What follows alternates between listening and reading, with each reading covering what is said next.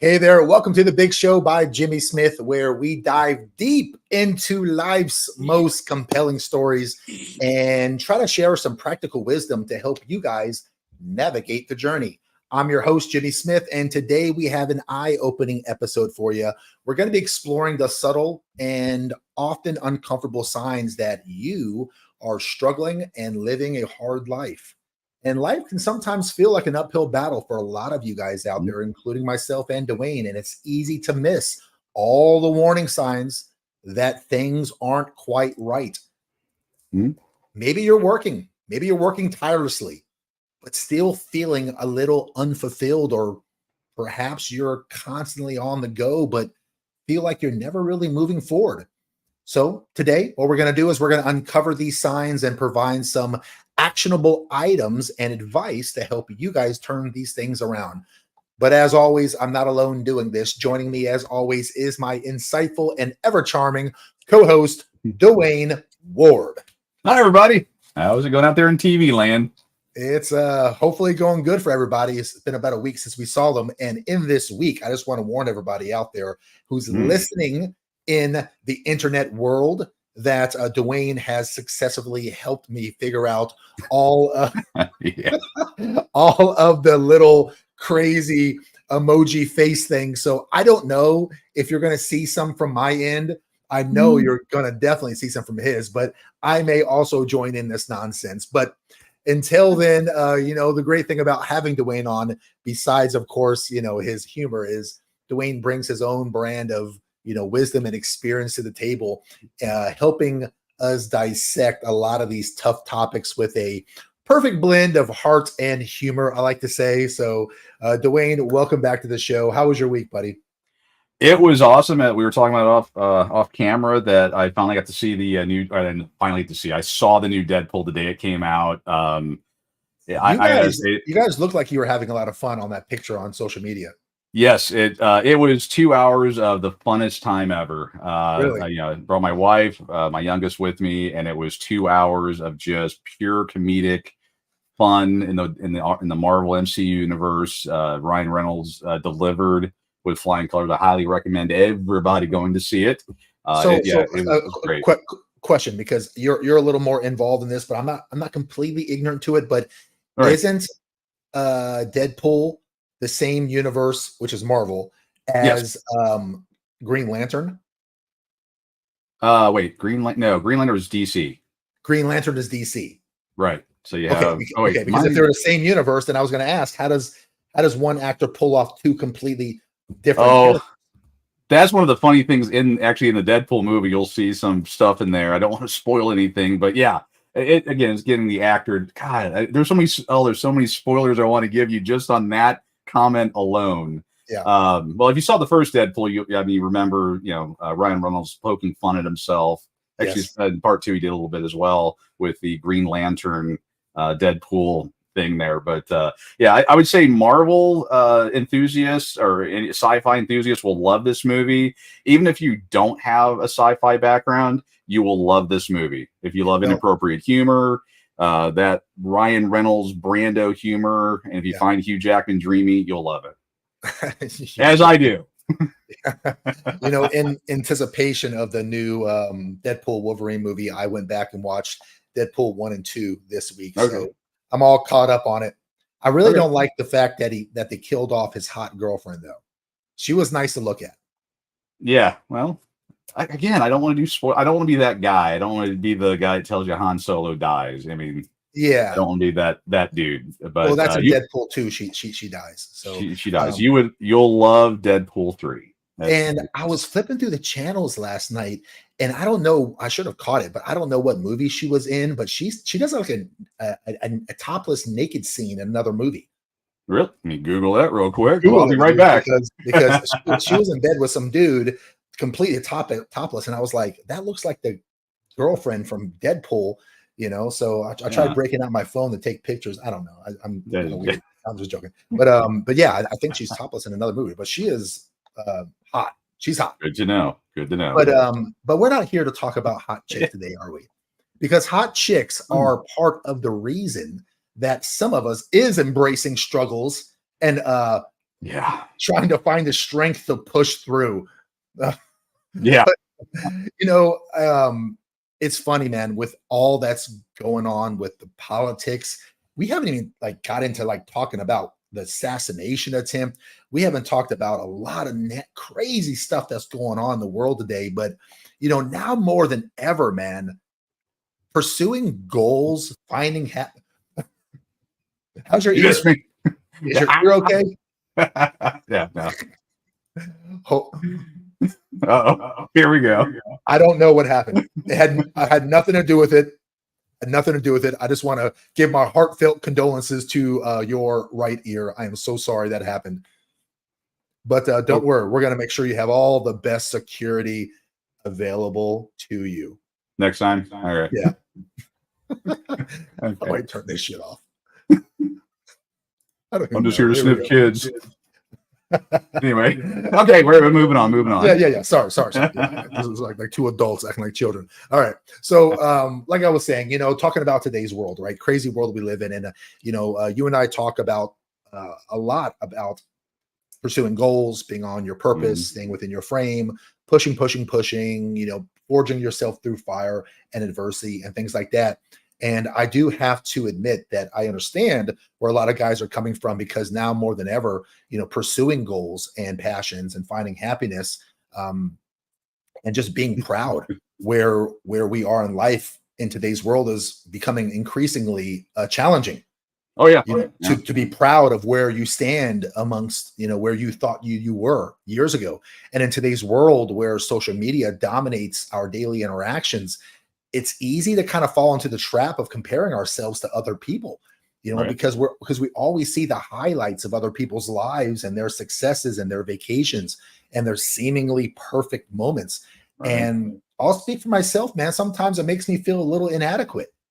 It's kind of like, you know, we're not where we should be with at this stage of our lives. And, you know, when I look at the statistics, it shows this phenomenon is not made up. It's widespread. According to recent surveys, about 85% of people report being unhappy in their lives at some point.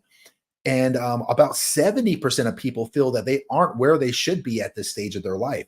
So 7 out of 10 people are saying, I thought I'd be further along than I would be at this age. And this sense of dissatisfaction can lead to a lot of deeper issues other than just depression. I mean, about 40% of people have reported feeling hopeless, and about 20% are literally diagnosed with depression. So 2 out of 10 are diagnosed with it. Who knows what percentage is actually feeling it? And these numbers are staggering, and they reflect a widespread struggle. So I guess what I'm trying to say is it's important to recognize that these feelings are understandable. We understand that you're not in a, you know, I want you to understand, Dewayne wants you to understand that you're not alone, that life is tough. We all acknowledge it, and that everybody's journey in life is, you know, unique. So it's really hard to help with advice and give a laser focused piece of advice to people, because we would have to know their complex history and story in order to do that. So what we try to do is we try to give as much advice as we possibly can that can help the masses, you know, but, you know, not always is it going to be applicable to a person's specific life. Well, we try to keep it humorous. We try to, you know, have people get away from their problems for this hour or two, depends on how long we go. But at the same time, do a little educational edutainment, and, you know, let people know that, you know, they're not alone. That whatever they're going through, there's probably, you know, 10 of us that are going through the exact same thing or worse, and we're all here to help people dig themselves out of the mess that they either put themselves in or that was thrust upon them. Exactly, man. You know, the key is to just focus on your path. Set realistic goals for yourself, and try to find some joy in the progressions that you have made, you know, no matter how small they might be. But what's up to Jeremy B? Jeremy B is back on. Good to see you, my friend. I did download a Jeremy B beard in the little thing that we did, the emoji thing. Okay. Yeah. I'll be honest. I'm wanting to see. There's got to be one. How would you look with hair? I just want to know. As I'm curious, like what would Jimmy look like with hair? Oh, look at that. That's a coif. That's a little staticky. There you go. A Yeah. little static cling there. It's a There's a lot of static in this room right here. Okay, that explains a lot there. So you got the metal head. But yeah, okay, that's pretty much how I looked like in my 20s. Okay. Right. Now look at me. Before, after. I'm a mess. I'm a damn mess.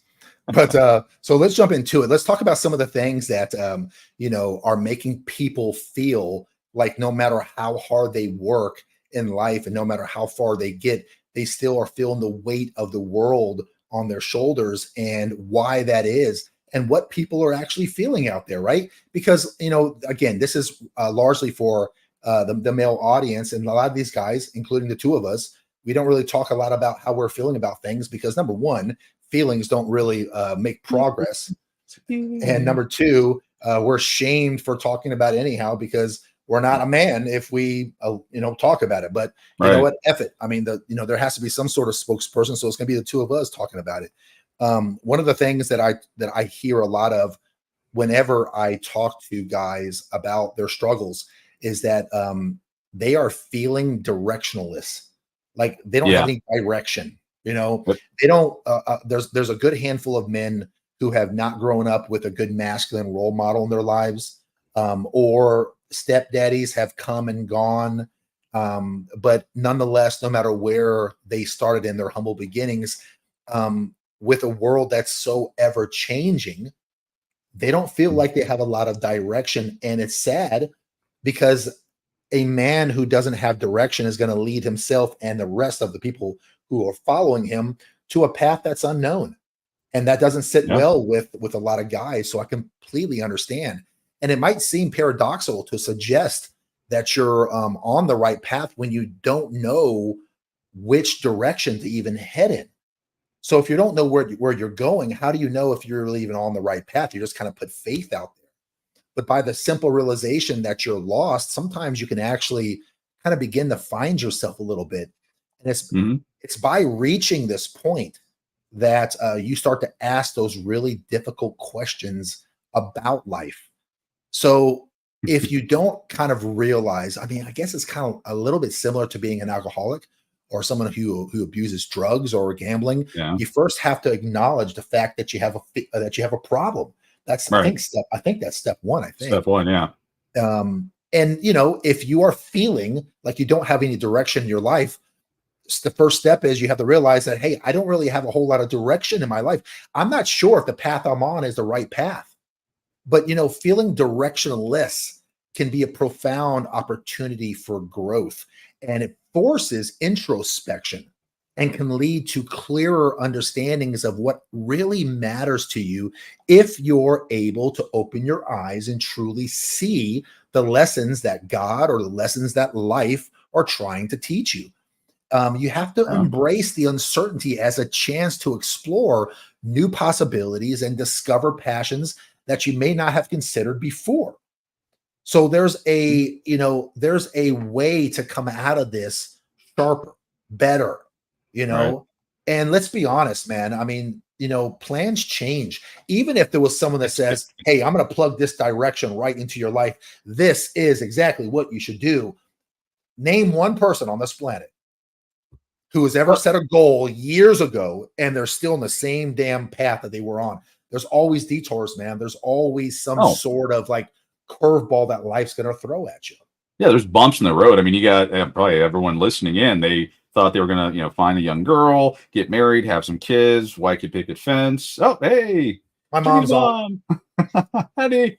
But they start out down that path because that's what they're told. That's the kind of the direction they're given. And then, in their late 20s, 30s, whatever, things change. They get some bumps in the road, get divorced, calamity hits, lose jobs. They believe this and they went down that path, and then life changes. And then they basically get this feeling of hopelessness. When you're talking about not having direction, I almost want to say they're kind of synonymous, the hopelessness and the no direction, kind of the same thing. They just don't they're like, what do I do? What is life? What am I here to do? They've had their kids taken away. They only get to see them every once in a while. They've had all their assets taken away from them. They've lost jobs. People, friends have betrayed them. I mean, all the things that aren't on the Hallmark Channel has happened to them. And they're like, what the hell?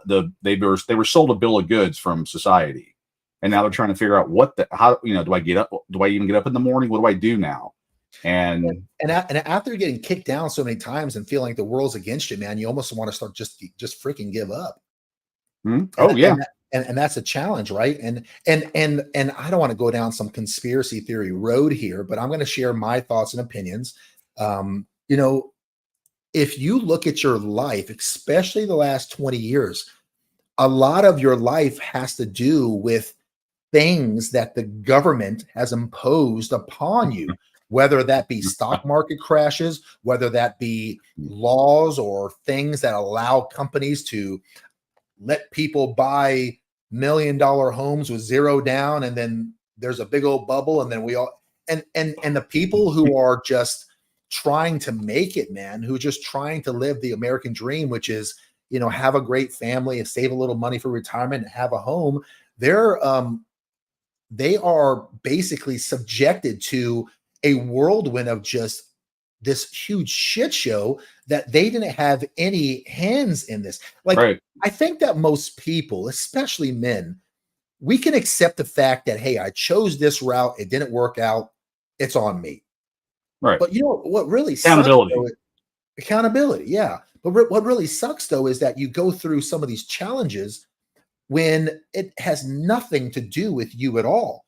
It's right. Like look at the COVID-19 deal, where they shut down the world, or at least try to, and they're forcing people to do things. Again, not trying to go conspiracy theory here, but I just read a statistic, and man, I'm going to give you a half truth here because I know that I'm mostly right. I just don't want to give the exact number. I want to say it was 67%, but the numbers, but I don't know if it was 67 or 70. I'm sorry, 62 or 72, but over half of the world has gotten the vaccine, and a lot of them have gotten it forcefully, right? Yeah. And for those who were forced to get it, this is an example of what I mean whenever I say that these things are imposed upon you. If right. you felt that the vaccine was the best thing for you and your family, and you chose to get it, no problem. Hey, man, it's your life, your risk. I'm just specifically talking about the people who had no choice in the matter. Right. You were fired if you did not get the vaccines like that. I mean, that happened with my work, other people, and you had family pitting against family. I mean, I remember being told by my sister-in-law that she thought I was okay that I got fired, or that I'd get fired if I don't take the shot. Yeah. I mean, it did so much to really hurt the nuclear family. It did, man. Concept of it. And so, I know that we're the prefaces of a brand new election, and things are going to get really, really super crazy. The fact checkers are already there. They're already out. I've already been, banned or whatever twice. So I've had not one, not three, not four, not five. I had 7 of my comments being flagged for harassment or something, and I was like, "How is that her?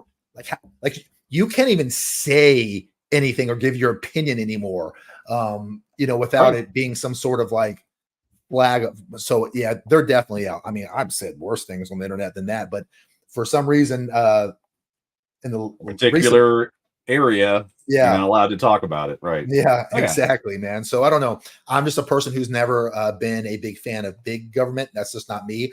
I want to do my own thing. I want to invest my own money. I want to be completely responsible for my direction in life, because I can digest and understand that if I screw it up, it's on me. I just don't want someone else to choose for me, and then my life gets screwed up. That's my personal opinion. Right. I don't know if you guys feel the same, but the second one that I want to talk about that a lot of people feel in today's world is a lot of people are feeling the weight of responsibility on their shoulders, and it's very, very taxing, right? When you awaken to the responsibility you have for your own life, you feel this heaviness about you. You understand now that you are the only person that can be held accountable for the life that you choose to lead. And if you want to turn your dreams into reality, it's you who has to take control and make it happen. And we know that. It's just that, sometimes you have to do it amongst other people pressing their laws and beliefs on you as well. But this Sometimes weight of your own spouse. responsibility, huh? Sometimes your own spouse. I mean, I want to be able to control my own destiny. And with the way the laws and the way the world is set up, if my spouse decides, I don't want to, then that can all be derailed overnight. And I think, again, anyone on this show probably knows what I'm talking about. Yeah. And there's so many things in this world that are out of your control. And it didn't used to be this bad. Before, you had some autonomy, you had some control. And by the sweat of your brow, you could be a success or a failure. But anymore, you're having big government take away, and other people take away that autonomy, that ability to, forge your own destiny. I mean, I can say, I've done a lot of research. I would hope other people would too. But by the year 2030, 2035, they're going to do a across the top 18 to 20% cut of everybody's Social Security benefits. As an example, every session they try to put through a bill that will overly tax your IRA, 401k, your retirement plans, much more than they would do nowadays. They're trying to do that. And, I'm not a smart man, Jenny, but, I look at that, what is it, something like 70% of people have not saved a penny for retirement. I've had mine taken away from me one time. I'm trying to slowly rebuild so I can, eat Alpo, hopefully when I'm 90. But, I'll be damned when I get to that point to be able to provide for me and my family to have someone else take it through law, through our government. And they'll happily do that and call me a piece of garbage while they're doing it, like they've done for everything else. Yeah. I mean, and the government's like, trust me, don't you worry. Trust me. We've got your best interest in mind here. I'm sorry, everybody. I've created a monster. It's happened. It's fault. It's all me. It's all me. But we got a question by Olivia. Maybe you can help answer, because Dewayne is an administrator on the channel. She tried to send a friend request but couldn't send. Is there a way that did she do something wrong, or well, to go to the support group is the only one that really opens up to friend requests. You have to answer the 4 questions. I manage that, and they're pretty straightforward. They're, are you asking for personal help?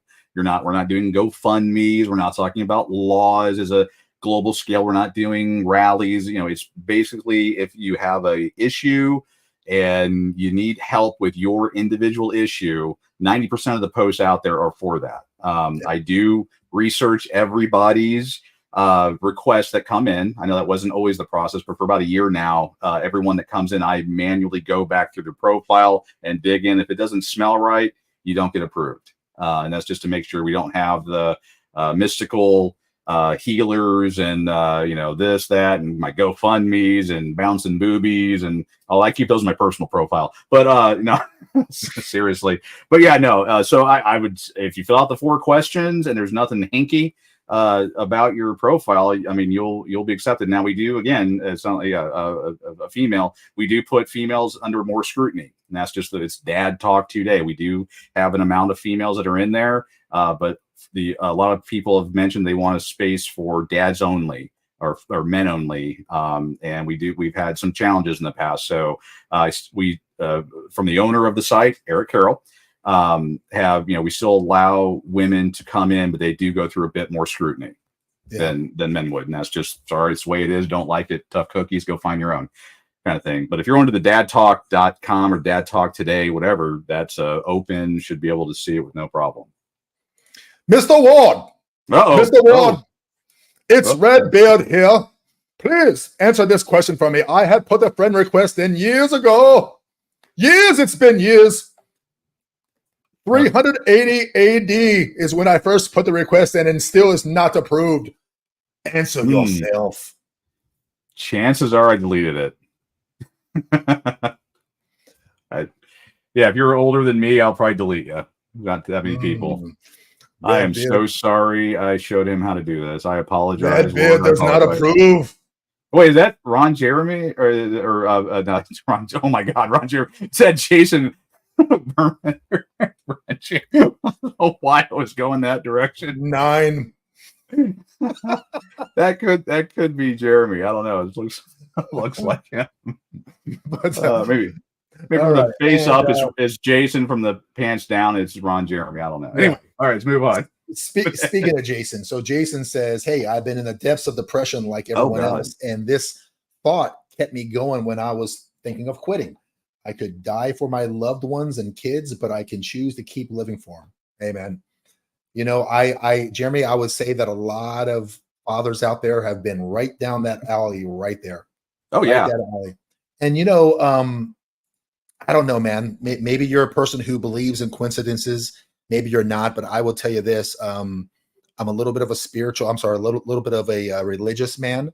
Not a huge one, but a little bit of one. And I honestly, you know, believe that God puts challenges in place on purpose to, you know, make us better. And sometimes I think that He allows us to be fathers and have children because without them, we might have made decisions that we wouldn't have made if we didn't have them. And Oh, yeah. maybe that would have been you. I don't know, but it sounds like you got something, at least one or two loved ones that are worth living for, and I'm really happy for you for that. You got a community here that cares about you. I saw actually your mom reaching out to him in the comments there. But yeah, Jeremy and everybody else has a community here that cares about them, wants to see them succeed. You know, just again, get on the dad. If you're feeling bad, get on the Dad Talk Today support group. Reach out, ask questions. Yeah, I mean, we're there for you. Maybe not me personally, maybe not Jeremy. We got to sleep, we got to work, but there are what 40,000, I think, Dad Talk Today support group people out there now. One of them's got to be there for you. Look, yeah, Dwayne, look who finally decided to show his face. Oh, okay. Yes, better late than never, Michael. Yeah. Let's see your favorite. Well, you forgot it's Sunday. Yeah, he forgot. Okay. I mean, what day is we're today? not gonna cut him any slack that it's like 1:30 in the morning in Switzerland and he's logging on. Yeah. No excuse. Yeah. Usually you're the first one on, Mike. Usually, but not today. That was Sunday. Yeah, maybe Mike doesn't like the topic. Maybe that's what it is. That could be it. Yeah. But number 3 on the board here is that a lot of people, and this is, you know, I think myself included, everyone, I think we've all experienced this, which is you fear potential failure. And that keeps you, you know, from pushing, because it's that fear that paralyzes you into taking no action at all. And after realizing your responsibility, you might also begin to experience a nagging sense of doubt, like a fear that if you try to achieve the goals that you set forth for yourself and your family, that you're putting yourself at a risk of failing. And that's true. But this fear is only going to grow when you reach the inevitable conclusion that you have no choice but to enact change if you're going to quell in the discontent that is brewing in your heart. If you don't like where you're at and you want to change where you are, then you're going to have to risk being uncomfortable and putting work in, and that's going to come with a fear of failing. Yeah. But how many times, guys, ladies, men, have we talked about, and you've openly admitted that it's your failures that you learn the most from?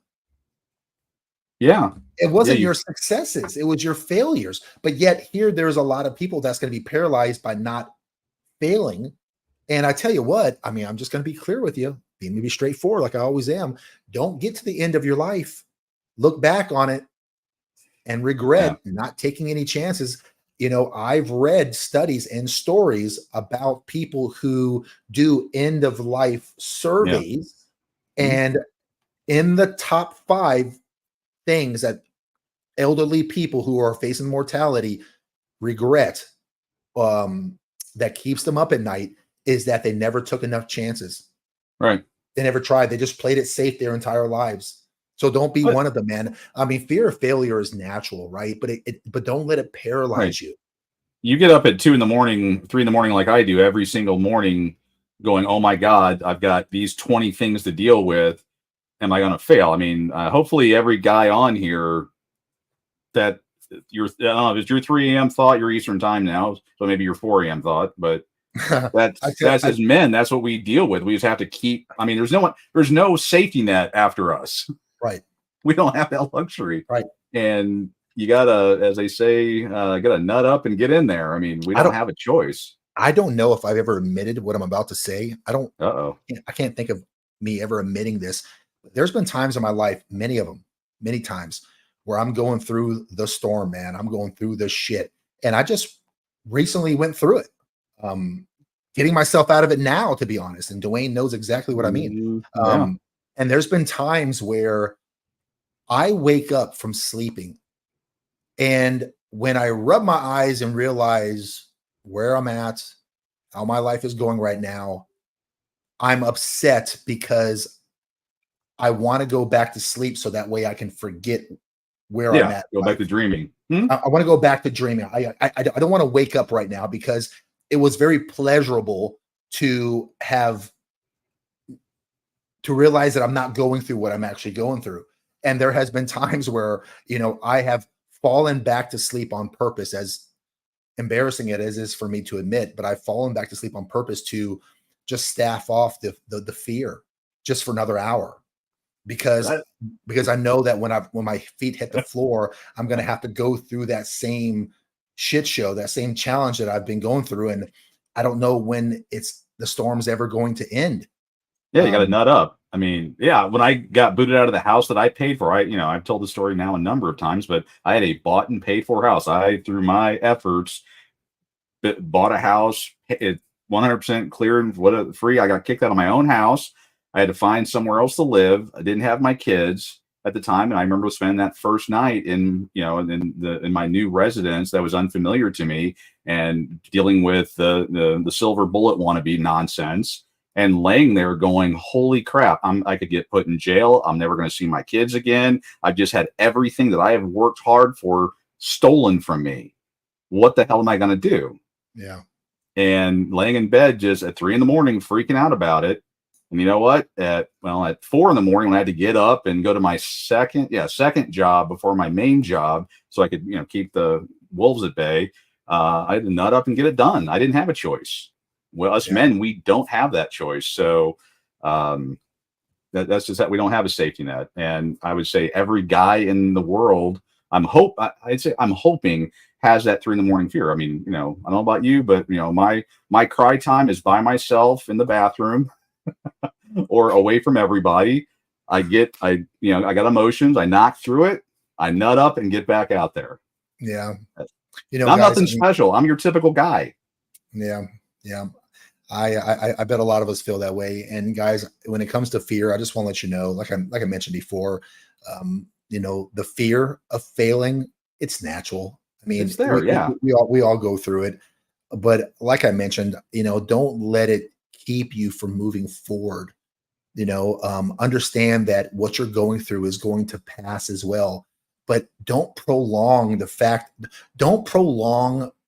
standing in that storm because you stood still and didn't move forward. Keep Yeah. putting one foot in front of the other. And yes, you know what? You risk not succeeding. Fair enough.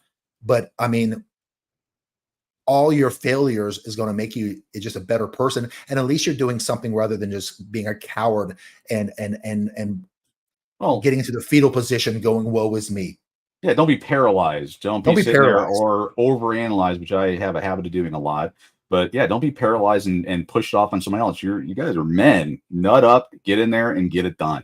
Most successful people have faced numerous failures. And the Yeah. key is to view each failure as a learning experience. I think it was Thomas Edison that said, I have not failed. I've just found 10,000 ways that it doesn't Yeah. work. I think it was Yep. Thomas Edison.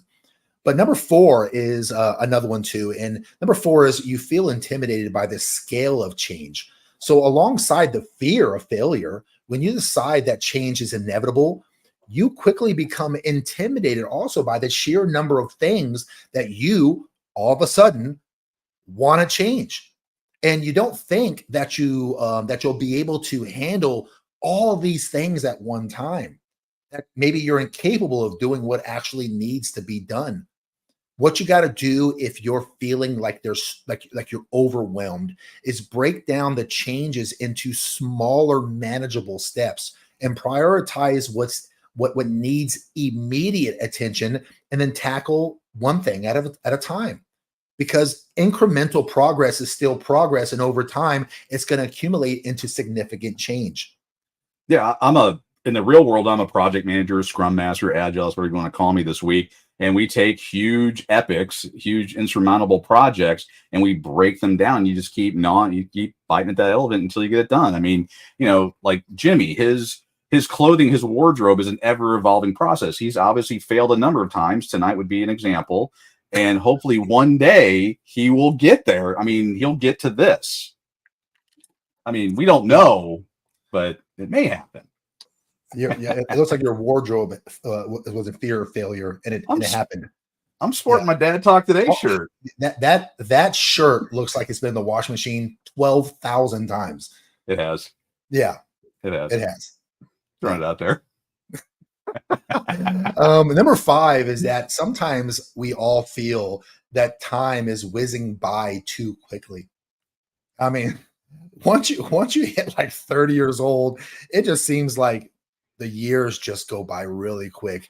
And even if you can figure out a way to put your plans into action, you can't help but feeling that time is just not on your side sometimes, because the weeks and the months and the years just seem to fly by, and you sense that you don't have enough of them left to really reach the ideal destination that you want to reach. Yeah. And man, what advice do I give on this one?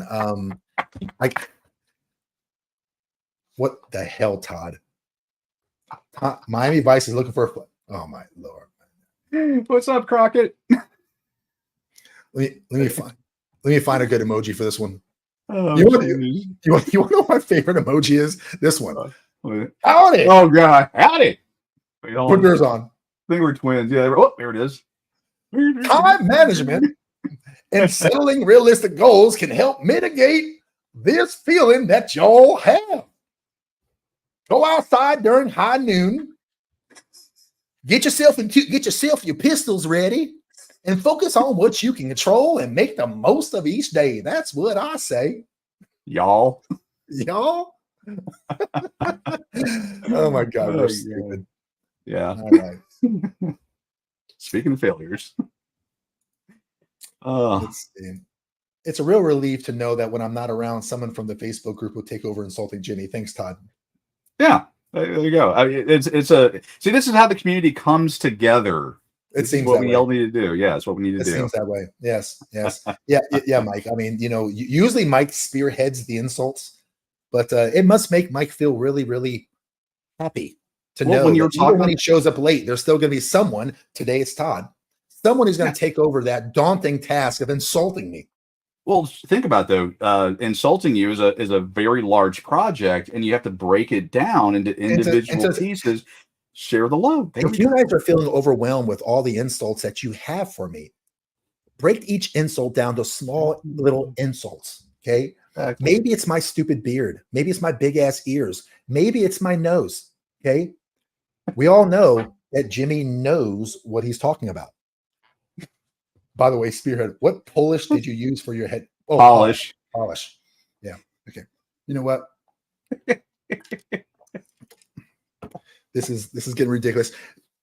Guys, I'll have you know, my mother is on the podcast today. Okay. She's probably sending them. She's probably sending it out. None of you email my mother, and my mother's, if Mom, if I find out that you're sending these vultures, these insults, and do not send any of these vultures any pictures of me when I was young either. Mom, don't do it. Don't do it. No, listen. Hey, Todd, no, this jacket is fresh.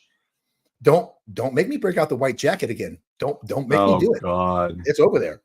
No. I will break this. You guys know what happens when the white jacket comes out.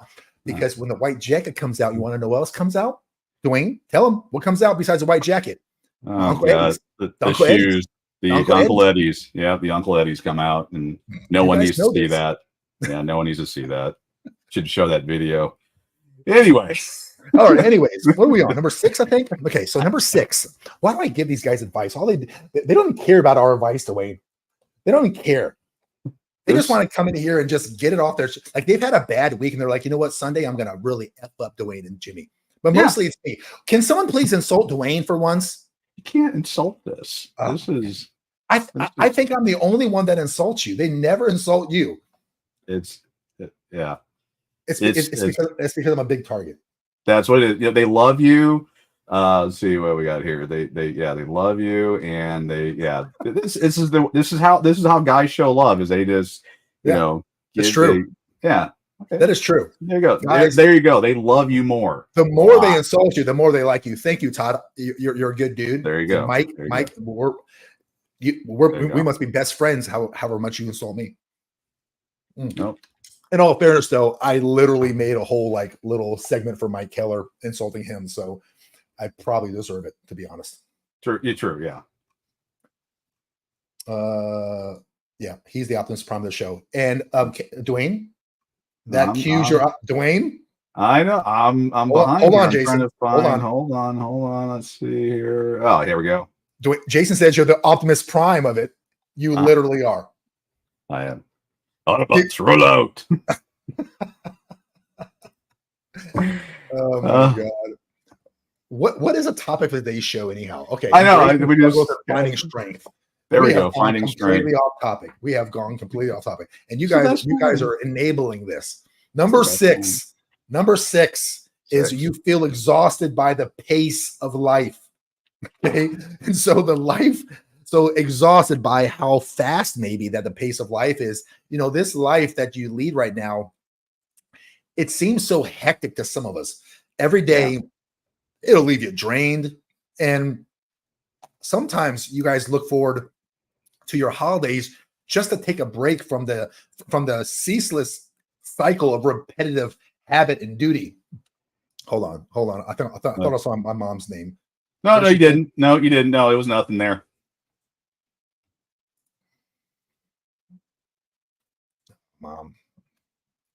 Mom, don't do it. Don't do it. I can probably find some pictures of you too, Mom. I'm just saying. Okay. I mean, there's some unflattering pictures of me, fair. But I'm sure I can find. Actually, my mom always takes good pictures. She always takes good pictures. Yeah, that's it. All right, number 7. We're on 7. All right. 7. So number 7 is you feel intolerant of negative, spiteful, malicious people. And that's not necessarily a bad thing. But the more we go through life, the more we just go, look, you know what? I am tired of the negativity. I'm tired of malicious people. I'm tired of spiteful people. And where we get is that we become no longer willing to put up with the people whose words and actions betray their negative and hurtful ways. Yeah. And you feel a burning desire to just put so much distance between them and you as possible. And that's okay, guys. That's actually good to do. It's good to do, because if you don't, their presence is literally going to start to bring you down. So Dewayne and I have talked about this one a lot. I mean, and you already know what I'm going to say. I'm going to say, surround yourself with positive, supportive people. Okay. Because it's essential for your well-being, because we know what happens when you don't. It's okay to distance yourself from those who bring negativity into your life, because your mental health is more important than maintaining bad, toxic relationships. So that is obvious advice. Yeah, what I tell people, I mean, take it from a guy who's 52 years old. I mean, I cared what people thought, but I think when I hit 50, that gene kicked in, the I don't give a blankety blank blank gene, and it's been wonderful. I've cut people out of my life that have been just a cancer. People that talk, they never have nothing nice to say. They're always too much drama. I mean, drama has been a big one.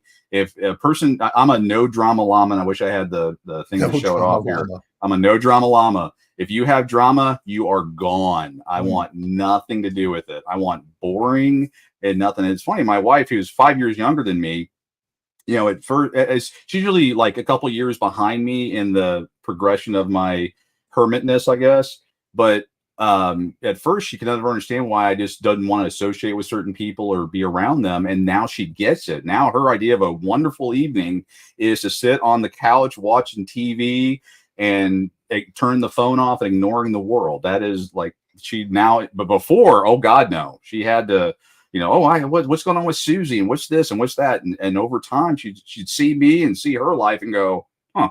But yeah, once you hit and I hope people get it earlier on, but once I hit 50, my I don't give a crap gene really kicked in, and it's been awesome. It has been awesome. And I would advice for everybody is sit there, make a list if you got to, and whoever's causing you unnecessary drama, cut them.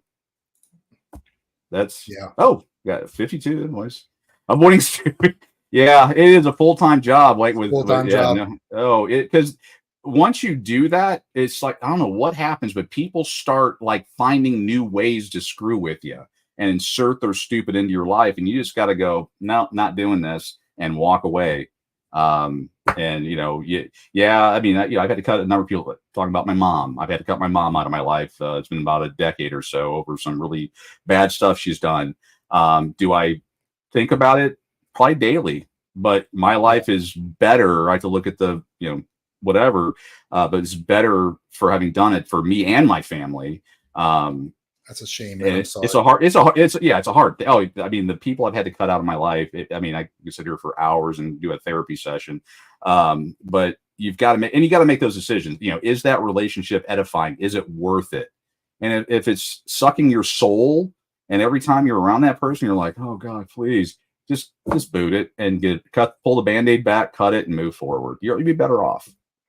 Yeah. Anyway, Dwayne, that's 2 cents. Dwayne, I think I might need your help because now besides my mother, which she's like, hold on. Wait. Oh, go ahead. Go ahead. My hands are off. It's probably the same one. It's the same one. Yeah. Yeah. Oh. Well, there's a VHS tape I'm looking for in particular. Just going to throw it out there. So besides my mom in on this, I got Joy in on this too. Okay. Oh gosh. I got to keep both of them at bay. Now I understand why we have foreign aid out there to make everyone play nice. I'm going to have to Venmo both these women money so that way, I keep them in good graces. Yes, okay? Keep them. Yeah. So I've got Joy's Venmo. I'm going to have to start padding that so that way her pictures stay on, over there and not on this podcast. And then Mom, right. I'm going to have to, buy you something nice for Christmas or something. This is getting out of hand. Getting out of hand. So be sure to like, share, and subscribe. So to your point, Dwayne, about how the older you get, the more you kind of start to become a little cynical on things for a good reason, understandable reasons. Number 8 kind of falls right in the suit with that, and that is you dislike modern superficiality. You can't understand why so many people are obsessed with the way that they look and the way that the things that they own. And as you get older and you realize what truly is important in your life, you realize that material things are just not as important as you thought they were when you were in your 20s or 30s. You don't get designer clothes. You don't worry about the designer, look at that shirt. That's proof of it right there. You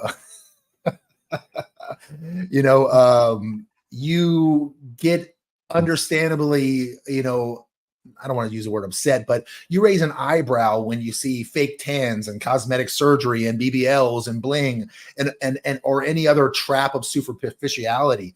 To you, the way that people look has no bearing on what they are as individuals. And there's a ton of truth to that. Yeah. So focusing on deeper values rather than superficial appearances can definitely lead to more meaningful relationships, lifestyles.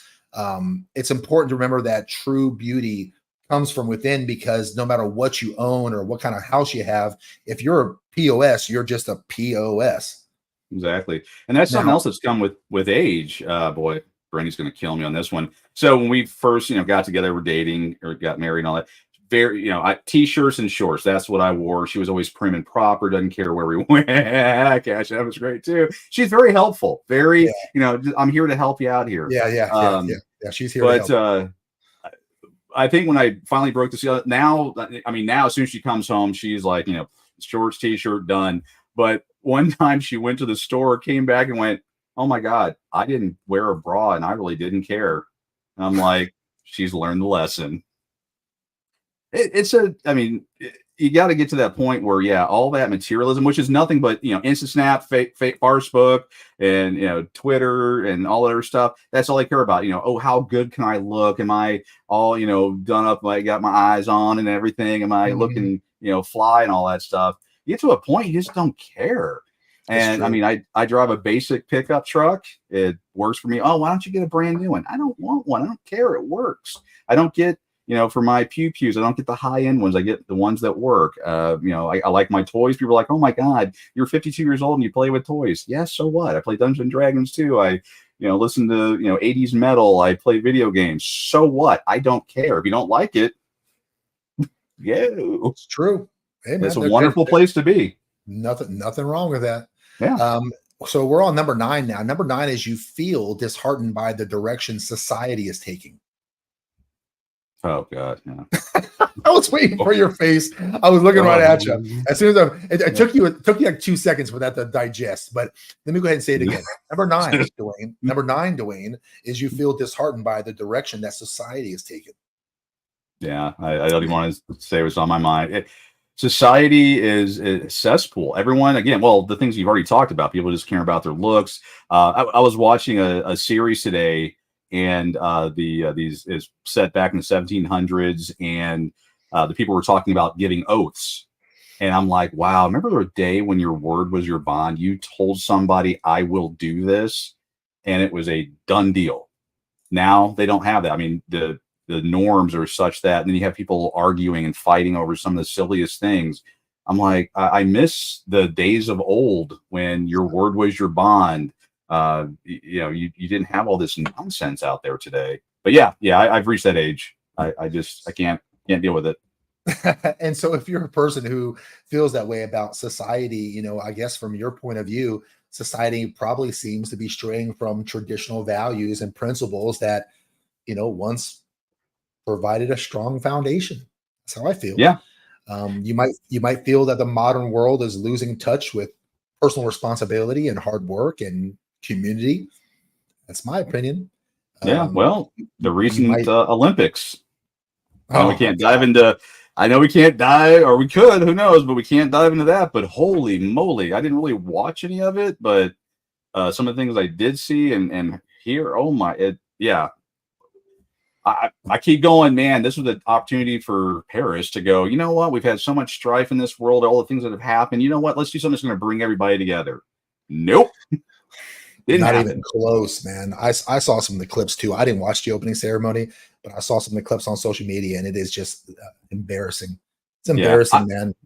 I'll be honest. I want to see Snoop Dogg because I had about 10 million memes ready to go with Snoop Dogg carrying the torch. I assumed it had to be a doobie or something.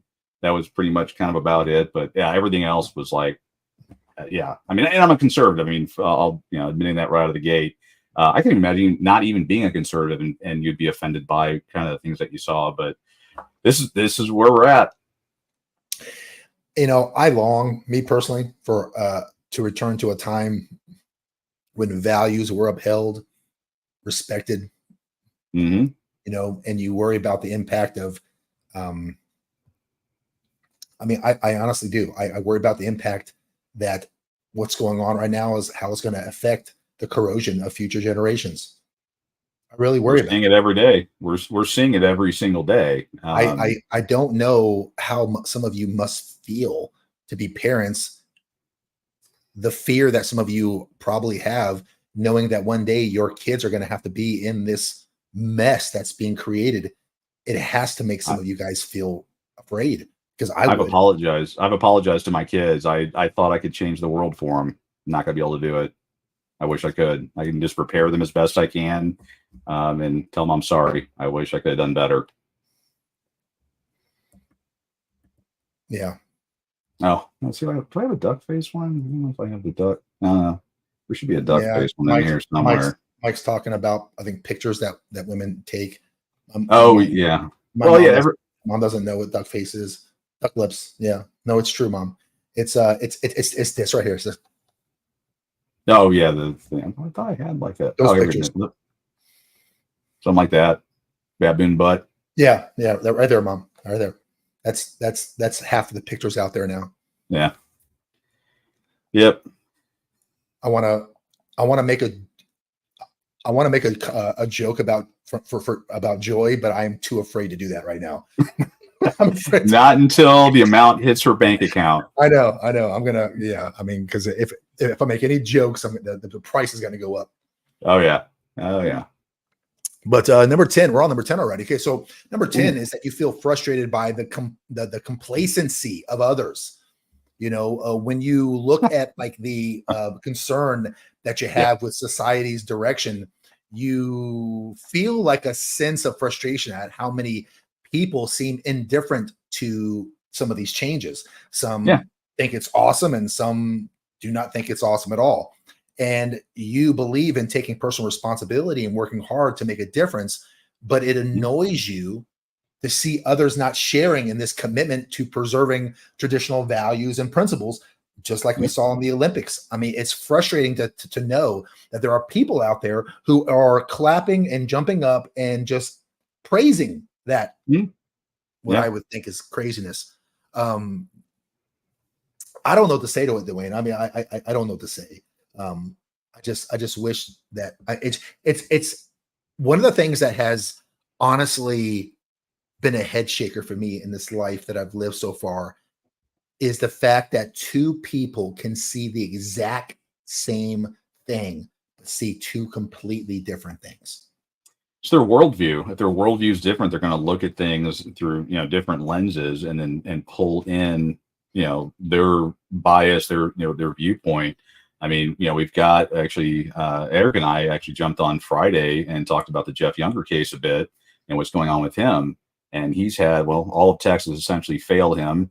They're wanting to put him in jail. It sounds like August 6th, we'll hear about that. That is the craziest thing in the world. I don't know what I would. Is this trial taking place in California? Tell me, it has to. It is. It is.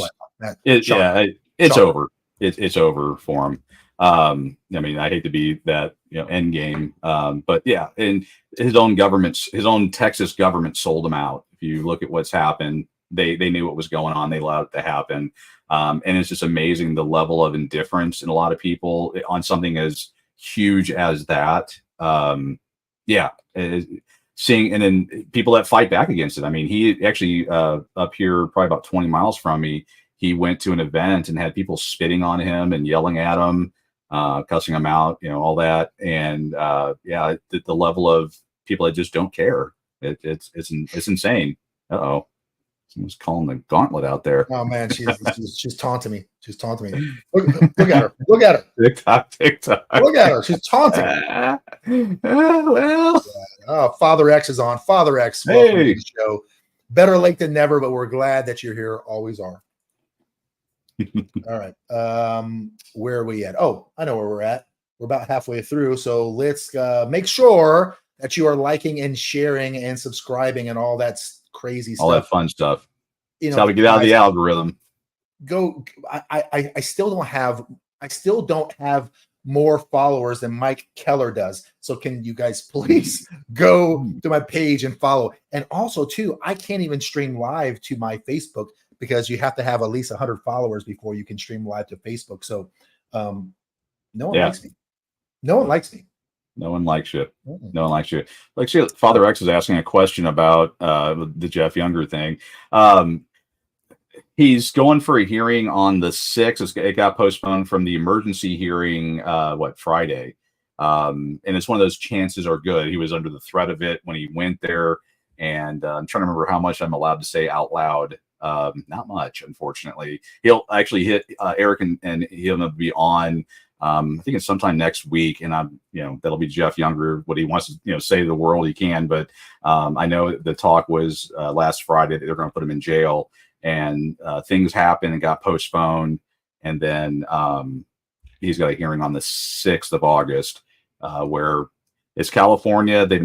the thing with Jeff is he's, with things that we're talking about here, he has said, I'm not going to bow down. I am not going to do the gag orders. I'm not going to shut up and keep quiet. I'm going to tell the world. He's been on every major news network known to man. He's and saying it.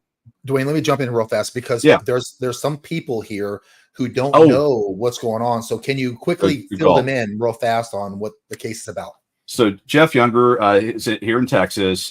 He and his wife, who is a pediatrician, they did artificial insemination or whatever. He has 2 children. Both are biologically his, but not hers. They did, I think, a surrogate. And anyway, had 2 sons. One of them being James. Well, when he and his wife were having issues, the wife, now ex-wife, said, I want to transition and I'm shortening all this up, but want to transition him from a boy into a girl. And so that really kind of kicked in. They got the divorce. They, fighting back and forth in our court system. He was given 50-50. And then when he went to a different court in Dallas, of all places, he was then stripped of that and told, of course, gag order, not told he couldn't do anything. And then they started beginning the process of getting him transitioned from a boy to a girl. He's, the school district here in Texas has, when Jeff would drop him off, they would change him into girls' clothes. I mean, there's so much more. I could sit here for hours and kind of do the run through. So he went to his legislators and said, hey, change the laws. They blah, blah, blah, blah, blah. Like they normally do. They don't do anything. I mean, I have on the Pissed Off Parent app, you can see some of the screenshots and stuff that show what they were going to do, which they did nothing. Well, California became a sanctuary state for if someone leaves and goes to their state, they don't have to come back and all that. So they've now moved to California, and now they're trying to transition him, chemical castration, from a boy to a girl. And Jeff has been fighting that whole battle. The Republican Party fought against him. He went to become a legislator over in Dallas area. I can't remember the specific area, but went over there, and his own party fought against him to get a position because he was going to go down there and try to change the legislation. And they, of course, can't have that. Jeff has been put through hell and back. He's had gag orders, which he refuses to acknowledge. But that's where he's at right now. So last week, it's odd. I mean, this is getting some tinfoil hat stuff here, but Eric, with his coming back to Dad Talk Today and starting to do shows, announced that he was going to have Jeff Younger on, and they're going to start talking about the case. And he'd been following it for years. Eric does a million things behind the scenes that nobody knows about. So that, just to kind of get that out there, he's been gone, but he hasn't been gone. He's been doing stuff, just not on camera. Anyway, so he announced that, and then he was going to have him on Friday, and lo and behold, within I think 2 hours of that going on to Facebook and YouTube, as far as the announcement, he got pulled into a hearing, and then you're going to, the discussion of you're going to jail was brought up, and then all the other stuff happened. So tinfoil hat, no tinfoil hat, whatever. The guys that have been through family court, it's an easy sell. The guys and girls that think that our government's here to help us. Well, there we go. Yeah, kind of witness life. But yeah, I would encourage everyone. I think it's next week sometime is when Eric will have. I don't know the new date off the top of my head, but Eric's going to have Jeff Younger on on this channel next week. So yeah, find it, sign up for it, get notified so you can watch it and see what's going on. And it's one that I think we all need to rally behind. It's one that's captured international attention. You talk to anybody about Jeff Younger or the Younger case or whatever, they know something about it. It's a huge thing, and it's one I think we should get around. But anyway, yeah, guys, definitely support it if you can, and at the very least tune in. And I bet Jeff is feeling what number 11 is, and that is sometimes you feel insignificant amongst the universe. Sometimes no matter what happens to you, you feel tiny, insignificant. Well, at the end of the day, don't we all? I mean, when you like, if you're going through a divorce, you get pushed to the side. The people that you thought were your friends and family, they disown you because they believe their lies, or they picked a side, and you got nobody. And you feel insignificant. You feel like the world's against you.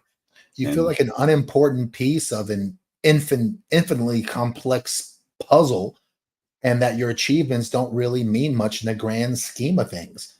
And while it's true that we are, small in the grand scheme of things, every action and every decision we make, it has its ripple effect.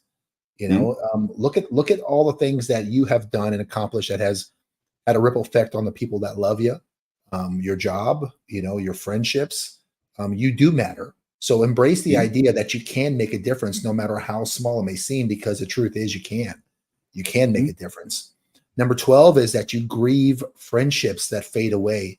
And the older that you guys get, Mhm. that we all get, that becomes a harsh reality that rings true. And what matters to you most, especially when you start to put a little years on you, is that when it comes to friendships, um, to you, a friendship is a genuine bond that isn't Mhm. founded merely on a long history of knowing each other. And sometimes you allow yourself to drift apart from those with whom you don't have this connection, because your values have changed and your inner circle of friends will grow smaller. But you still feel a sense of loss when you have to say goodbye to these people. And I mean, look at what Dwayne had to go through. He just told us a story about, it's been Mhm. what, 10 years? 10 years since Yeah. you've seen your mother? Yeah. You It's know, been, yeah. your mother is your first love as a child. And for Yeah. Dwayne to have to, I mean, for lack of better words, disown, Yeah. separate, that hurts. And it's not something that he talks about a lot. It's only rare that he does, but we can all imagine how much that hurts. And I'm sorry that you have to go through that, Dwayne, but I know that you are a very smart guy and you've weighed and measured all the, you know, pros and cons to that decision. And that's the decision that you chose. And for some of us out there who have long friends that we have to separate from, it does hurt, right? Because you still feel that sense of loss when you have to say goodbye to these people. Um, Yeah, I mean, same thing with my brother. Yeah, I mean, you were yeah, there, you were on the hunting trip with me when I got the call that my brother died. I hadn't sure seen was. him in a little bit longer than that amount of time. And I had disowned him as well. Cut him out of my life because I had to, because, well, he was trying to put me in jail and some other stuff. So had to do that. And yeah, it sucks, but there are, good things there. When you find, some true friends. Actually, I posted earlier this week, a guy that I've known for 25 years. He came to town on a business trip, and we got to hang out for a while. I mean, and this guy has been with me through a lot of thin. I've been with me through the thick, a lot of thin, and having those connections, having true friends, that, that's priceless. Those are the things that become important to you as you get older, as opposed to monetary things and possessions and little baubles and stuff like that. Having those connections was so important. Yeah. Another thing that I hear of a lot, and I'm experiencing it myself a little bit as well, Hmm? is when you get older, number 13 is you want to spend more time alone. You Oh know, yeah.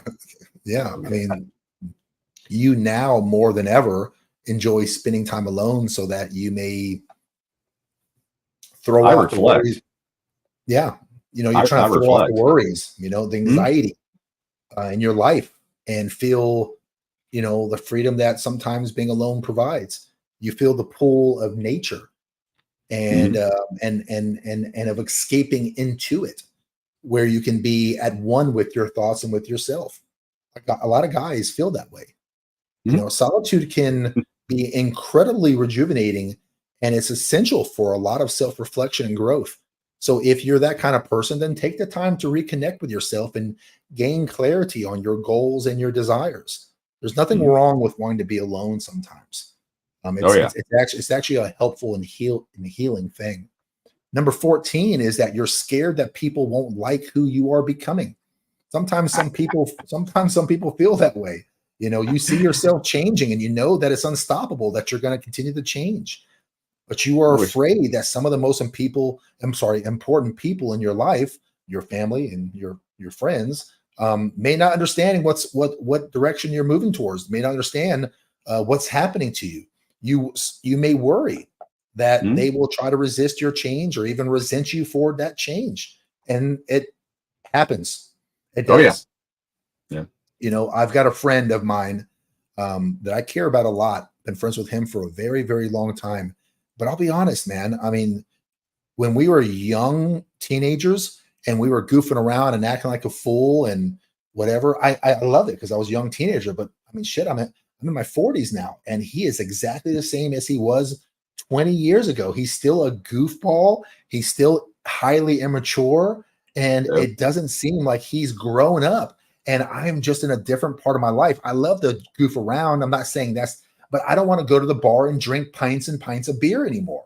You know, I mean, I've got responsibilities, and every action has a consequence to it. And when you look at his life and how jumbled and screwed it has become, it's not hard to see why that is. And Right. that lack of responsibility and that lack of accountability sometimes, it's hard for me to maintain friends with someone who I'm going, dude, I mean, the reason why you are here is because of all that. And, I expect more out of you.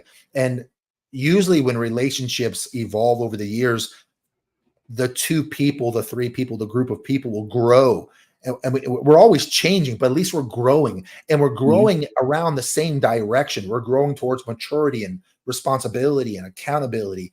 And sometimes people just don't do that, man. Sometimes they still stay with their stinking thinking. Sometimes they still, woe is me. Sometimes they don't take accountability. And the more mature and wise you become, the more those people become a cancer to what your goals are. And you have to separate from them. And it's unfortunate. I had a But friend, a grade school friend, known this kid since, I mean, we were 10. But he took a much different lifestyle than I did. I have a very monogamous, had goals, plans, all that stuff. And he loved to party, hit the clubs, do all the crazy nonsense, girls and all that fun stuff.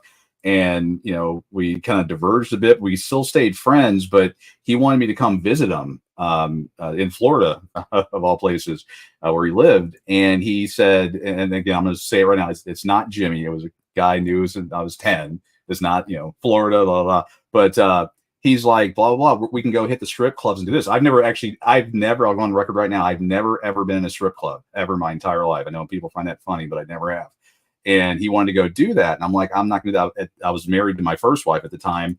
And he said, come on, let's do that. And I'm like, no, because you're going to want to do stupid stuff. And I'm not about that. My vows were serious, and I'm not going to do that. And he was trying to convince me to cheat on my wife when I had left the state, or if I were to have left the state. And I'm like, Goose, can't do it, man.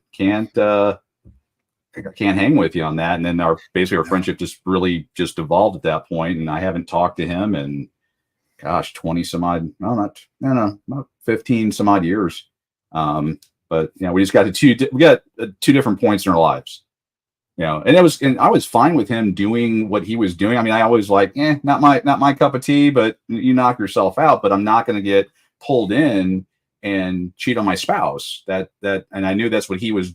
That was his lifestyle. That's what he wanted to do. I just couldn't do it. And I knew he would try to convince me, and who knows what would happen and all that. I'm like, can't do it. I completely understand everything you're saying. I don't disagree with any of it, but I just want to touch on one point that I thought I heard you say. Did you say that you never in your life ever been to a strip club? Never. Never once. Zero. I have never, ever, ever been in one. Okay. Now, it doesn't make you a good or bad person. I'm not passing a judgment. I just have to ask why? Why not? Oh, okay. Want to get, so one is like even when you were 18, you didn't want to go to a strip club, like as a little horn dog. No desire.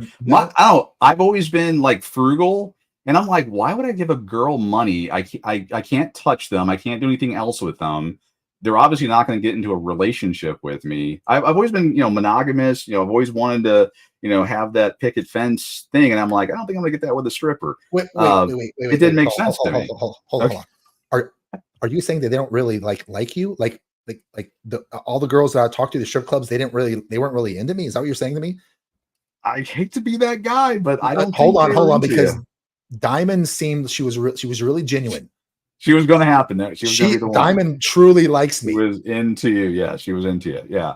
I'm sure, you know what, for you, I'm sure they would have made an exception. Me, not so much. I'm just your average, 3 or 4 on the 1 to 10. We should get a female perception on this. I mean, do we have any females in the comment section?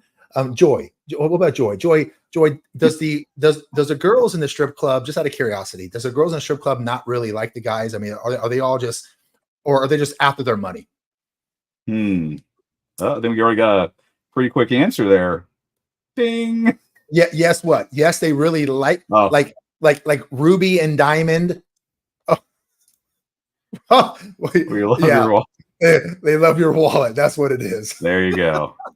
There you go. Oh my! Hold on. I'm gonna say this in my best Jeremy B voice. Does anyone want to see a Jimmy Roast episode? Because I'm like totally down for it.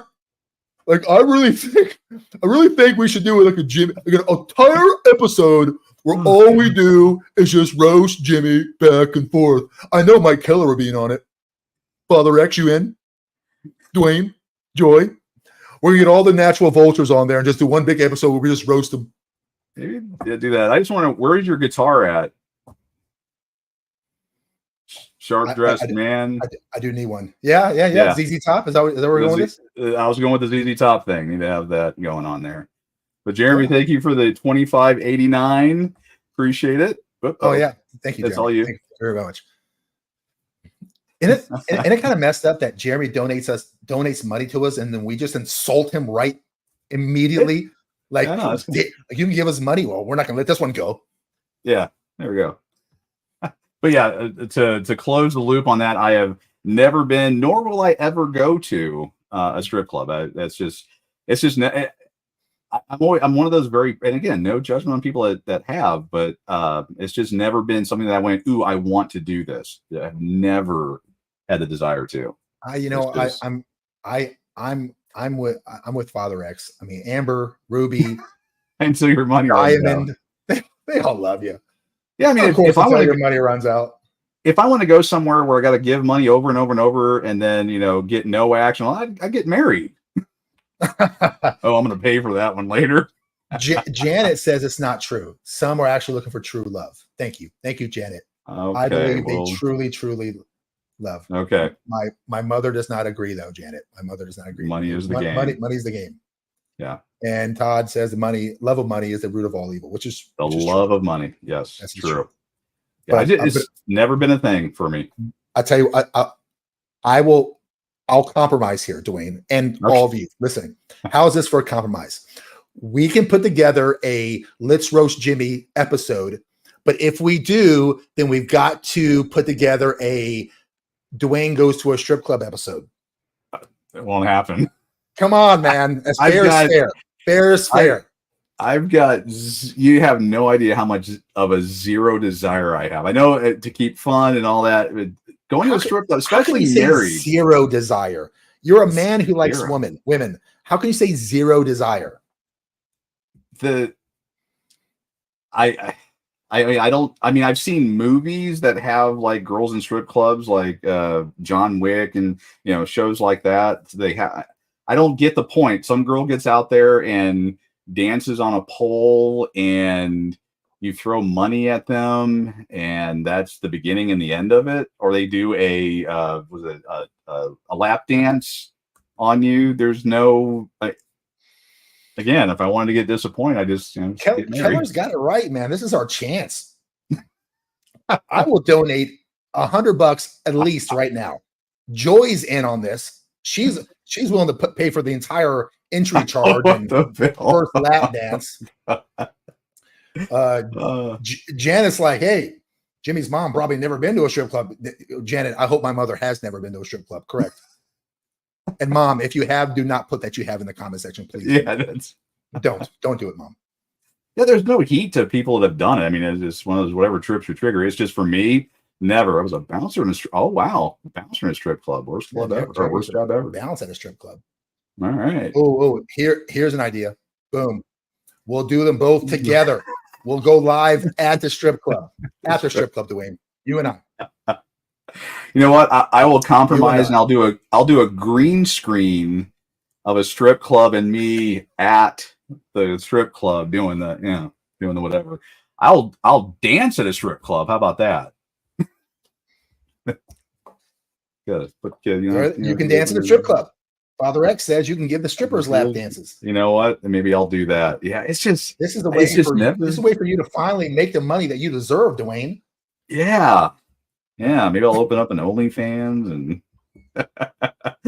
okay. All of a sudden viewership goes through the roof. Yeah, no, again, no heat to anyone's ever done it, likes it, doesn't what it's never been for me. I always had it's not, and I have friends on all spectrums on it. Yeah, it's just not. I don't know how we went from navigating life's challenges, embracing struggles, and finding strength to strip clubs and all the stuff we're talking about. But hey, whatever, it works. Where we're at. I'm going to miss something right now. I don't like strip clubs either. I haven't been to a whole lot of them. I probably 5 times in my life, 4 times. The girls are super hot, but I'm with you, man. I know that they're only in it for the money. And I'm okay with that. Honestly, if I was a chick, I'd be trying to wipe these guys out too. So no heat, no judgment. But I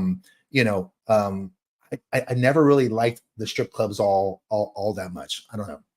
They just seem sad. I mean, from what little I know of them, the girls seem sad. I mean, they're not happy doing those things. And it's just, I don't know. I mean, yeah. I have a very conservative view of women that, man, woman, and, respect and all that fun stuff. And women and doing strip clubby stuff for dude, it doesn't sit with me. And this is coming from me. I literally was a male entertainer. I worked for the Suncoast Countermen. Oh, yeah, you have the opposite side of that. They made Magic Mike movies off of our group. I literally did the same thing. And I just was never into the strip clubs for them. I mean, I shouldn't say literally. We actually were entertainers. We weren't strippers. We were entertainers. Entertainers, yes. Yeah, entertainers. There's a difference. Was there ever any girl out there in the club that you were like, oh, she's a nice, good girl. I'm going to take her home to mama and we're going to have a life together. Oh. No. Honestly, I mean, there's a ton of guys who auditioned to be a Suncoast Counterman. Oh, I thought this was going a different direction. So there were a ton of guys. In our group, because that's like a guy's fantasy dream, right? To have a bunch of chicks screaming for him. And the truth is, man, is that all we saw was money. I go to the crowd. I was not looking to dance with these girls. I was not looking to take them home. I was not looking to wife any of them. I was looking for paycheck, paying my bills. So again, I have no problems with the women doing the same thing, but whatever. Entertain. It's true. Entertain. Enter. I see what you did there. I see. Okay, so let's go to what number are we on? I think we're on 15 right now. 11, 12. Yeah, we're on 15. So we got 20 of these suckers. So 15 on the, let me go back. I got a long title today, Embracing Struggles and Finding Strength. Okay. So I got 3 monitors also, Dewayne. So you did. Nice. Oh yeah. Okay. I got 3 monitors. So number 15 is you feel as though there are many missing pieces in your life. That's number 15. And wherever you are on your guys' journey, you can't help but feel there's some missing pieces where things are still missing or hidden from your view. You sense that there's more to come, but you just aren't able to see what or where things are going to evolve. All you know is that what you have now and what you can see in the future doesn't match, that it all isn't there yet. And this sense of incompleteness, if you do it right, can be a driving force for improvement and exploration. Right. If you can get past the fear part of this and embrace the mystery that life has and stay open to new experiences and opportunities, you'll be able to fill in those gaps. But, not being afraid of these challenges and not being afraid of failing is the underlining thing here. Number 16 is you fear the risks up ahead. And that kind of goes with the whole fear of, making action. Right. We all know that change is inevitable. I don't have to tell anyone that. And you have an underlying sense of fear and what the risks are going to be whenever you partake on some sort of endeavor. But whether you involve, whether they involve your physical security or your mental well-being or your spiritual serenity, you're still uneasy about the potential harm that may come your way. And you just have to understand that risks are an inherent part of life. And Yeah. you have to assess the potential risk carefully and take calculated steps to mitigate them. Fair. But remember, great rewards often come from taking bold steps that are outside of your comfort zone. Your guys, Right. guys and gals, you're never going to ever achieve anything on this planet that's worth a damn if you don't take some sort of risk. And every one of you listening right now you can look back on your life and see and point, yep, that right there was a time where I've taken a risk and it worked out, or it was needed. Number 17 is that you are nervous about finding your voice.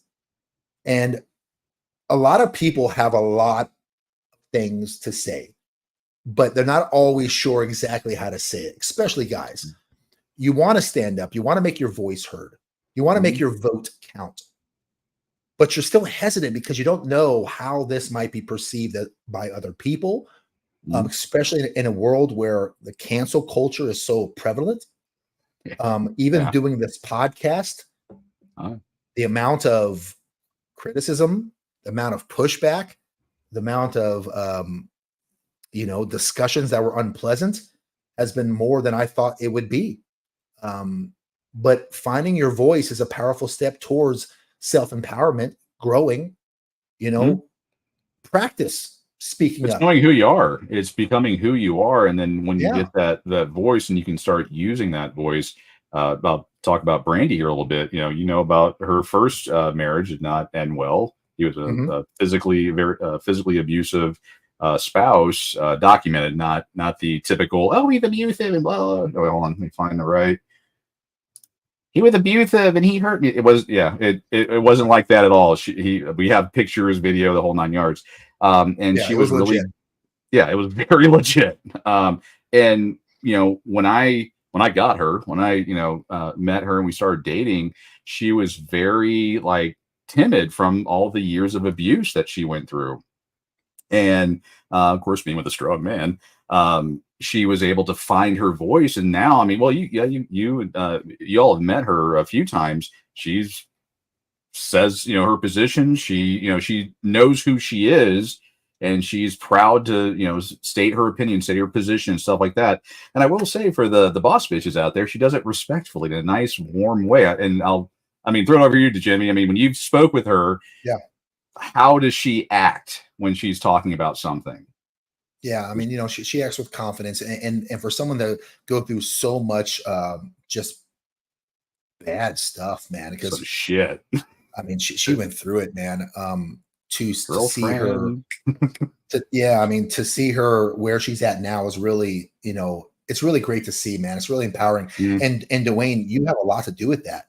You have made her feel comfortable that, because and her, that was the first guy, or one of the first guys that she ever dated or something like that. So that's all she knew.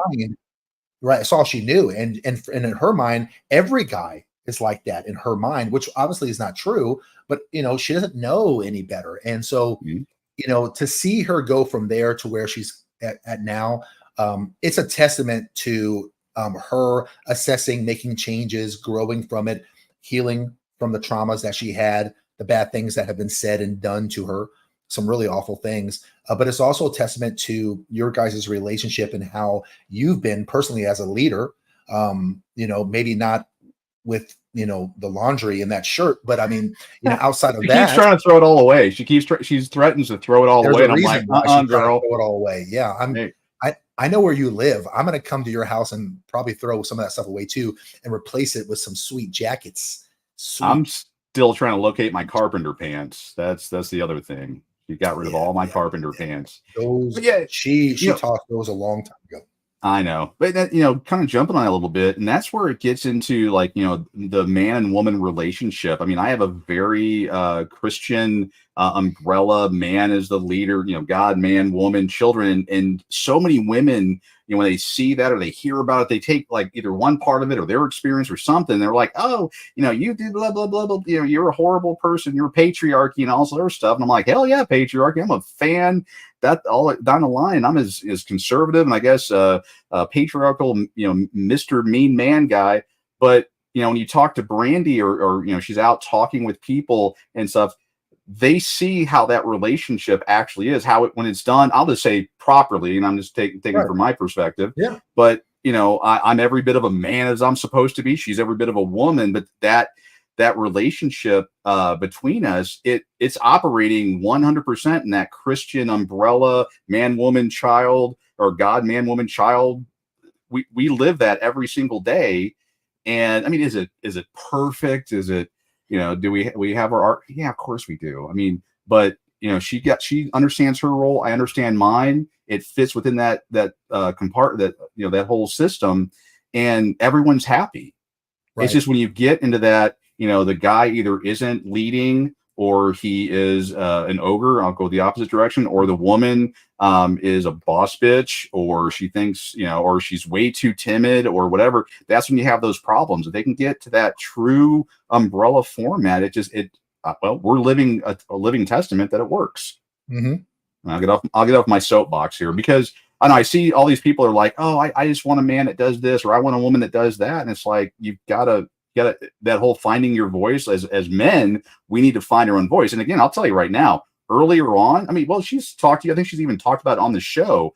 She didn't know how to fight with me. She just knew all the crap that she had dealt with in the past. And so she would, she would go back into her rut and try to argue or try to do silly stuff like that. But I handled it like a man. And I don't have the time to explain what that means. Hopefully people can kind of draw from that what that means, and patience, understanding, not dealing with the nonsense, and forcing boundaries, doing all those different things. And she got into her feminine, as it were, and it's all worked out.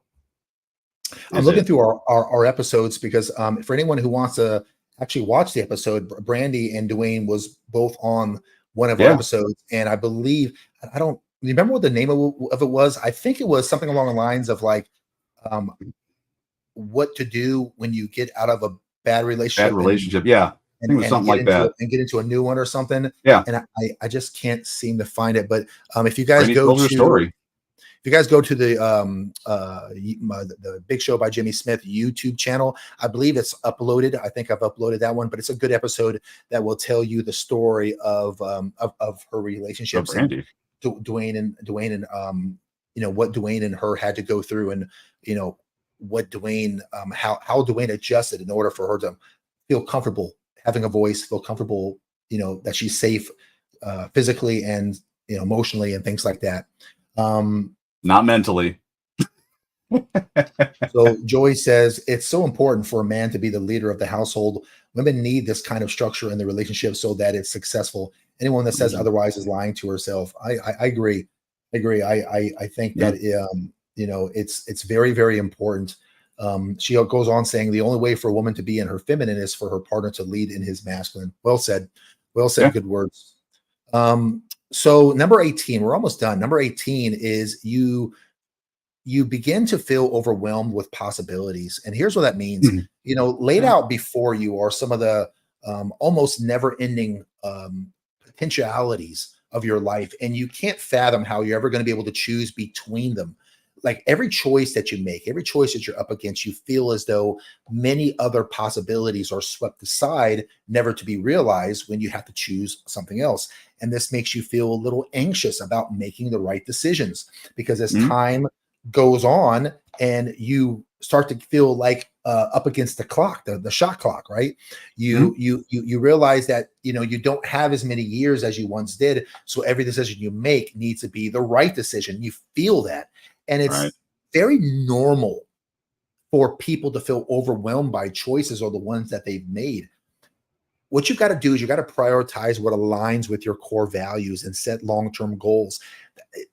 Dewayne and I have been talking about this for months and months. if you don't know where you're going to end up somewhere else. You have to have your moral. Right. I think we were literally talking about this last week. Yeah. You got to have the end in mind first, gentlemen.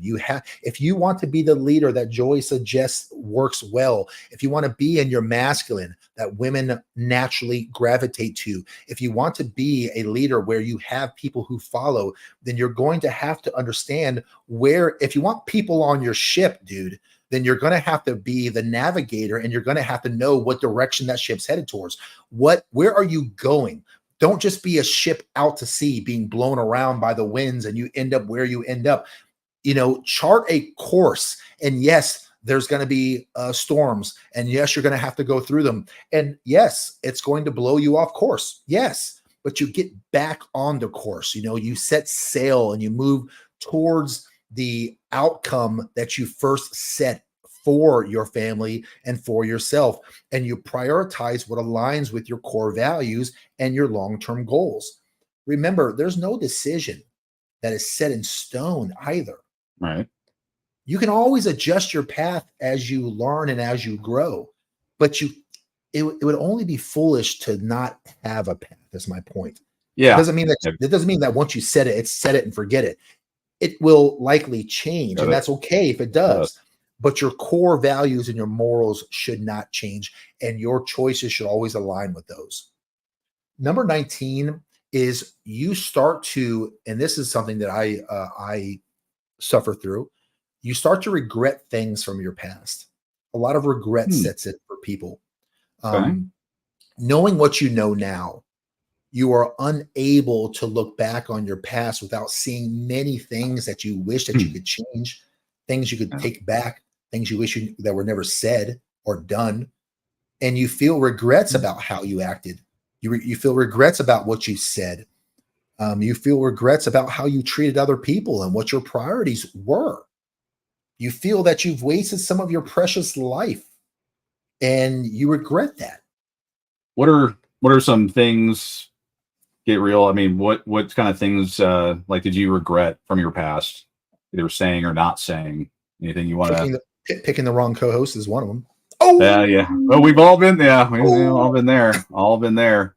Well, tying in here to Jeremy asked a question here, either X's accused abuse. To offer a quick answer, because we'd probably be here for a while, and I'd love to dive into them at that healthy stage where I can talk about it objectively. Yeah, without a doubt, abuse, and that kind of ties into what you were talking about as far as regrets. A lot of the things that I regret is when I was a simp, when I didn't take action. When the first time my now ex-wife, actually I had two ex-wives, started playing their abuse card, or would ask or tell me that if I want to keep them, I need to do X, whatever that is. Not Father X, but X as just the general thing there. And me knuckling under for the peace of the family is things I regret. I mean, I look back and I go, had I put my foot down and acted like a man at this point, it could have stopped all the other spider webs and veins of things that happen later. Those are, the regrets I have. A lot of times, not telling people off or doing certain things, action. I always wanted to keep the peace. And it took me until, I want to say a number of years ago, to go, you know what?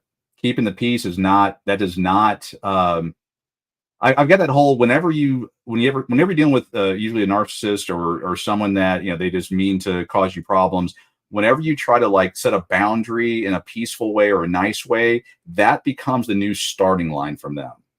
And everything before that's gone, and that's their new, this is where I'm going to start trying to get more push your boundary every time you give it up. And one of my regret I have is years ago, not putting my foot down and doing what I should have done then, and kicking the can down the road. That's what ended up happening. I kicked the can down the road. It did not get better. It actually got worse until I put my foot down, and then things magically, I had to suffer the accountability of me letting things go for so long. But after that was over, things got better. Yeah. Yeah. And, number 20 is one that I think we all go through as well. And that is, you struggle with a sense of meaninglessness where your life does not have much meaning. And that's Yeah. a tough one, man. We've all been there. Sometimes, Yeah. I mean, What the hell am I doing here? If I disappear tomorrow, who would care? right, right. Some Yeah. of us, I was just about to say that some of us have contemplated whether or not we should even continue here, and Yeah. Self-delete. self deletion. And I will tell Mhm. you, I will tell you that you do matter, and you are loved and cared for, and you do have meaning. You do. Mhm. From your current position of life, sometimes you can't figure out what the grand meaning of all this even is for you. What the Well, meaning of you life even is. yeah, you don't know who you're impacting. I've talked about this a few times, but I've talked about giving up the pissed off parent with the website, the app, all Right. the stuff that I do. And I went to that the McNeese's video movie debut thing, and some guy walked up to me, hugs me, and is like, "Dude, I started watching your videos, and I didn't off myself. I didn't delete myself because of Yeah. your videos, and I've watched and learned so much. I had no idea who the guy was. I thought no one watched my stuff, and that was the end of it. You just don't realize the impact you're having. That girl that you opened the door for at at the restaurant or wherever you're at, she may have just gone through a horrible situation and was going to do the same thing to herself, self deletion, and you showing an act of kindness prompted them to go, maybe not. Or you talking to some random kid and giving him some life advice. He takes that, and 20 years from now, he recalls it when he's in that same situation. You just don't know. Right. It's true. And yeah, if you think you're meaningless, or that you matter to somebody. You matter to us. You matter to somebody. Yeah, absolutely. And the only time that we ever get an idea that we have meaning and that we are making an impact is when someone vocally expresses what we mean to them. And for a Right. lot of people, especially men, the Mhm. only time they actually hear that they're appreciated or they're respected or they're loved or they Smart. had meaning was at their eulogy. Oh And yeah, then you it's live eulogy. and then it's just too late. Yeah. So a few episodes ago, we actually talked about this, and you know, I think that it's not only a good look, but it's also good practice for all of us to do what we can to express what people mean to us a little more than we probably do. And what you'll realize whenever you do that is that life is very reciprocal, meaning that Mhm. if you tell someone what they mean to you, not that you necessarily are looking for it in return, but you'll oftentimes get it in return. Just like if Yeah. you throw shade at someone or you throw a little some your daggers at someone, daggers get thrown back at you. Well, the same thing happens for love and peace. Mhm. If you become the kind of person who always is complimenting someone, even whenever you're not doing it for anything reciprocal, you affect the world in a positive way. Whenever you do something awful, evil, nasty, whatever, you'll affect the world in a negative way. Well, the same thing holds true to the positive, you know. I'm And it thinking of also, his. Well, I'm thinking of a story actually. Years ago, 30 some odd years ago, I did a garage sale or was going to garage sales, and I saw some guy buying lemonade from a lemonade stand. I'm like, what the heck are you buying lemonade for? It made no sense. And I asked him and didn't know the guy. And he goes, it puts a smile on those kids' faces, and it makes their week and stuff. And of course, I'm like, do you drink it? He's like, oh heck no, you throw it out. Well, now that's every time I'm out driving on a Saturday and there's a garage sales, I make it a point to stop and get lemonade. Don't drink it. Do not drink lemonade. We say that again. And flip them a 20 or whatever, and then dump it out, on the next block when they can't see it. But it makes their day. And those kids, they remember that stuff. I mean, they you've do. made an impact. And part of it is someone told me that I would have never thought of it. Really, I would have had that idea of, oh, why would you do something like that, until it was explained to me, and then I started doing it. And who knows who else? There may be people that see me doing it that do it for other people, and you just never know. Just keep doing good things. Yeah, it's true, man. Seeking meaning is a fundamental human experience. You know, Try to explore different philosophies. Try to engage in activities that bring you joy. Try to connect with other people. Try complimenting people. And your Give it a life will shot. be, yeah, I mean, your life will be better. Nothing bad comes out of complimenting people. And purpose often emerges through living authentically and contributing to something greater than oneself. Some of the richest people on the planet have meaning in their life from not from the businesses that they've created, but the fact that they've been able to impact so many people's lives through their employment of their business or Right. the charities that they've started or the money that they've donated. So I honestly do think that the journey of life and the meaning of life is really to spread as much love as we possibly can, help as many people. First, you have to help yourself, though. You have to leave the dependence and move into independence before you can move into interdependence. And interdependence is where we do these things together. So once you've reached the independence hierarchy, don't stop there. And you move out of that whenever you move into interdependence, which is a together mentality. And first, you must have to give in order to receive. So, that's kind of my thoughts. Is there anything you want to share before we move into final thoughts? Really, the top 20 here, they're, all connected and stuff. And really, it's just, wake up every day with the idea that you're going to do something positive in the world.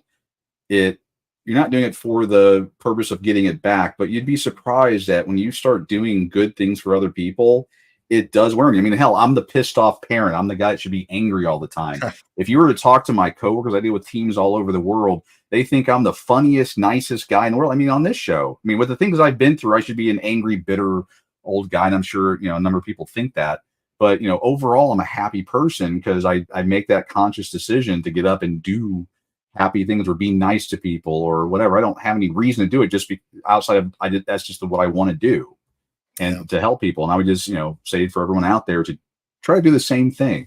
Just try it. See what happens. 100%. And for what it's worth, Dewayne, we all think that you are a nice guy and we are happy that you're here, but you are really not that funny. Let's go to final thoughts. Oh, nice. So as we wrap up today's episode, I want to leave you guys with some final thoughts that hopefully bring you some comfort and inspiration. We've talked about struggles. We've talked about feeling lost. We've talked about being overwhelmed and fearful. And these are emotions that we all experience in various points in our lives. But it's important to remember that these feelings really don't define you or who you are. They're not indicators of your worth. They're not indicators of your progress or even your potential. Struggles are a part of life's journey. They're not signs of failure, but they're opportunities instead for growth and transformation.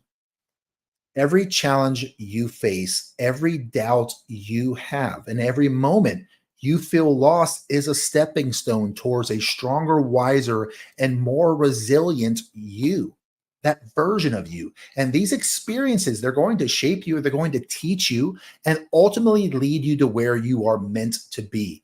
You are not behind. You are not damaged. You are not less than. You are exactly where you need to be right now. Every single person's journey is unique. So comparing yourselves to others not only undermines your own path, but trust that your journey with all its ups and downs is leading you towards something greater than you have today. Remember, the most beautiful things in life often comes from the most challenging experiences. Diamonds are formed under pressure. The strongest trees have weathered the toughest storms. And you too are becoming something extraordinary through all the struggles that you're going through and that you have gone through. So guys, take a deep breath, embrace where you are, keep moving forward, celebrate the small victories, learn from your setbacks, and always believe in your ability to overcome. You are capable, you are worthy, and you have a purpose. Life might not always go as planned, but it's those unexpected turns that often lead to the most remarkable destinations. So keep pushing on, keep believing in yourself, and never forget that you are stronger than you think. Guys, thank you for joining us today. Stay hopeful, stay inspired, and remember, your journey is unique and your story is far from over. On behalf of Dewayne Ward and myself, until next time, take care, keep striving, keep moving forward. I'm sorry. Go ahead. I had some White Castles, and I don't know what's going on here. Yeah. Sorry. Yeah. Sorry about that. Guys, I hope you guys enjoyed today's episode of The Big Show. On behalf of Dewayne and I, we hope you guys have a great week. Keep pushing to be the best version of yourself. If you guys need anything, reach out to us. If you guys have any topics for a future show, let us know. And as always, you guys are important to at least the two of us. We care about you. You do have meaning. You do have purpose. And there are people out there who are happy that you're here. Until next week, you guys have a great week. We'll see you next Sunday, 7 p.m. Eastern, 6 p.m. Central. Until then, you guys have a great week. We'll see you soon.